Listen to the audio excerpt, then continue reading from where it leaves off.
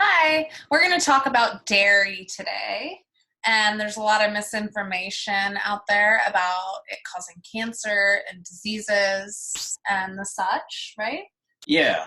I think that dairy is an interesting one because they're in the nutrition field. You'll find a whole host of beliefs around it, like it causes cancer, it's completely unhealthy, you should only drink low-fat or non-fat dairy products, not drink, but consume.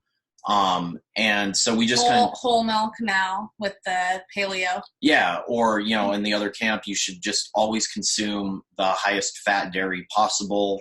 Some people literally put like sticks of butter on their steak when they eat it.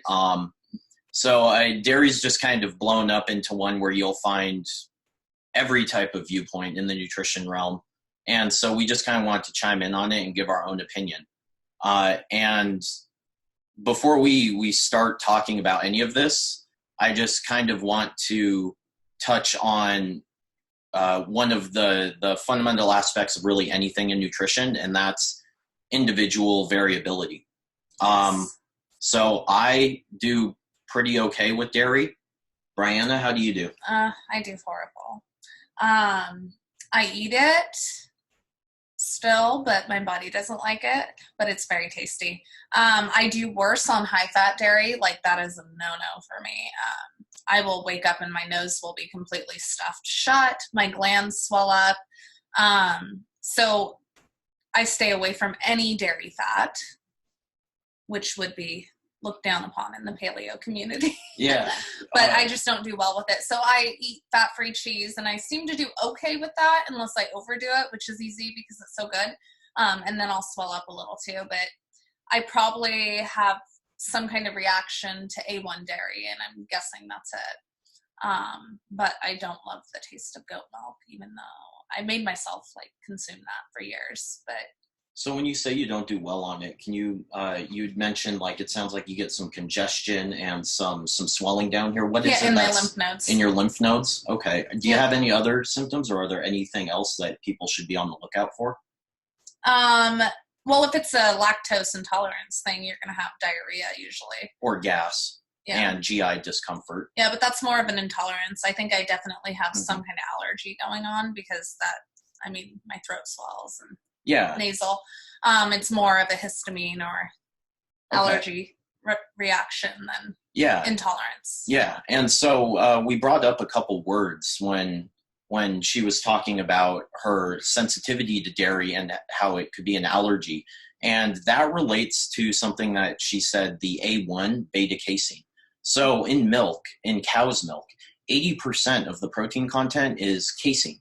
And there's several types of casein. One of them is called beta-casein, or beta-caseomorphin. And A1 dairy has a type of beta-caseomorphin that cannot be properly broken down in the digestive tract. And for some people, it can cause food sensitivities and allergies. Or flares in autoimmune conditions. Yes. That's a big one. Yes. Whereas A2 dairy, which is found in very specific breeds of cow, as well as camels, goats, and sheep milk, and buffalo. This type of dairy doesn't make that bioactive molecule when it's digested by our digestive enzymes. And so a lot of people find they do better than that if the caseomorphin from A1 dairy is what was causing their problems.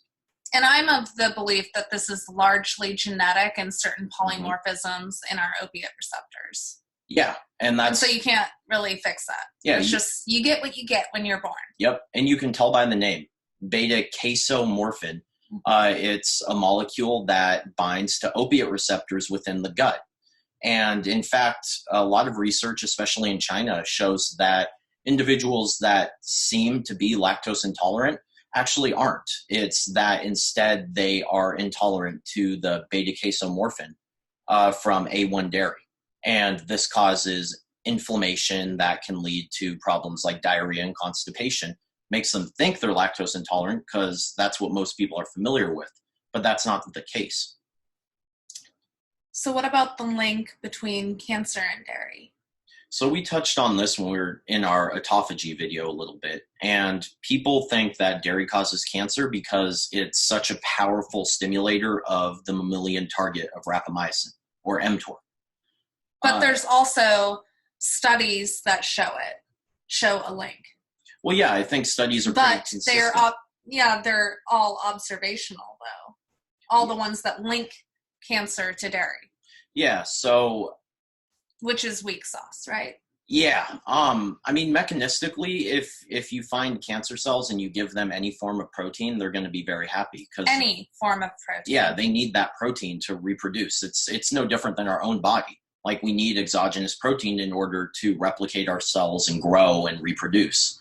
Cancer is the same way. When you starve, the idea behind starving cancer and limiting protein, it's mainly based in starving the body of necessary nutrients. So eventually you're going to run into problems if you take that outlook, like, I need to avoid all protein for the rest of my life. Well, you're going to run into issues. Yeah. A therapeutic diet is different than something that promotes health. Yeah. But the bottom line is that dairy doesn't cause cancer. It can certainly contribute to cancer growth in test tubes, but there isn't like anything inherently bad about dairy that has it facilitate cancer growth more than other foods. I think a lot of people misappropriate dairy to weight gain too. And they think that dairy makes them fat, but really it's because it's tasty and you're eating too many calories. It's easy to overeat, but I think that they think that dairy is bad and it's going to make them fat. Yeah. That's not true. And I mean, a lot of people also point to the dairy proteins having a very strong insulin stimulating response. But I mean, so what? In fact, when you give dairy to people with diabetes, it actually improves their glycemic management because it helps them get that glucose out of their bloodstream. And your insulin is going to be stimulated, pretty much no matter what you eat, unless you're following a strict ketogenic diet. Insulin being increased is not inherently bad. It's physiologically normal. So, I mean, insulin rises, but so what? I mean, you need to look at it in the context of the rest of the diet and the person. Yeah, and insulin raising isn't all bad. It leads to higher satiation, like, for one, right? Yeah. So it's not bad. Now, I mean, certain arguments could be made for consuming or avoiding certain types of dairy outside of the specific type of protein. For example, cheese and whole-fat yogurts are processed in a way that retains what's called the milk fat globule membrane. And this is a bioactive membrane surrounding milk fat, kind of like a chylomicron or a micelle, but it's a protein membrane that gets absorbed partially intact in our digestive system and has been shown to bind to receptors in the liver that facilitate the uptake of LDL cholesterol and healthy blood lipids. And it's also been shown to bind to nerves in muscle tissue and promote strength by enhancing the neuromuscular connection and the strength of the signal coming from the brain to the muscle, telling it to contract. That's been shown in elderly adults. So I know you had mentioned that you don't do well with dairy fat at all. Does that include cheese? Yeah. Yeah. So you're still going to have that fat be broken down, but if you're going to pick some type of dairy, cheese or high-fat cream or high-fat yogurt is going to be better than something like butter, which has the milk fat globule membrane completely destroyed. So no bulletproof coffee. Yeah, right. You'd be better off actually using heavy cream to your coffee if you're doing bulletproof coffee. It has it's the exact same as butter. Butter is literally cream that has been churned.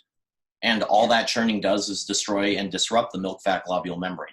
So it's a form of processing. Yeah, there's an irony really where a lot of people who are like, oh, I'm going to start eating butter, processed foods are bad, but butter's heavily processed dairy. It's like, aside just because it's hand processed doesn't mean that it's not processed. Yeah. Like flour. I mean, they used to use, what is it? The stone mill grinder. Yeah.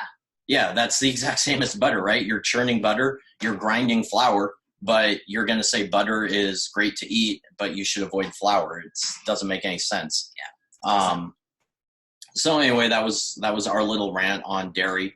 If you do well with it, then enjoy. If not, but you love eating it, try finding an A2 dairy source and try that. If you love eating it but can't tolerate it, try a low-fat or no-fat dairy products. And then just play around with the amounts. I know I can have a couple servings a day. I probably would be better if I ate it every other day, but I love it.